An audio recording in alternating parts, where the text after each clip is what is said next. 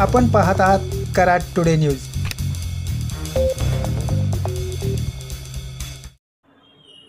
स्वातंत्र्य दिनाच्या पार्श्वभूमीवर देशभरात हर घर तिरंगा अभियान सुरू करण्यात आले आहे।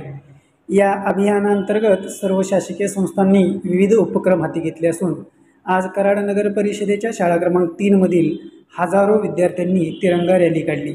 शाळेपासून या रॅलीस प्रारंभ झाला। विद्यार्थ्यांनी हातात तिरंगा घेऊन भारत माता की जय अशा घोषणा या रॅलीत दिल्या। ही रॅली मेन रोडने दत्त चौक, बसस्थानक, विजय दिवस चौक, cottage hospital, doctor Babasaheb Ambedkar स्मारक ते बापूजी साळुंखे पुतळा, हेड पोस्ट ते शाळा अशी काढण्यात आली। शाळेच्या मुख्याध्यापिका ज्योती कीर्ती कुडवे यांच्यासह सर्व शिक्षक शिक्षिका या तिरंगा रॅलीत सहभागी झाले होते।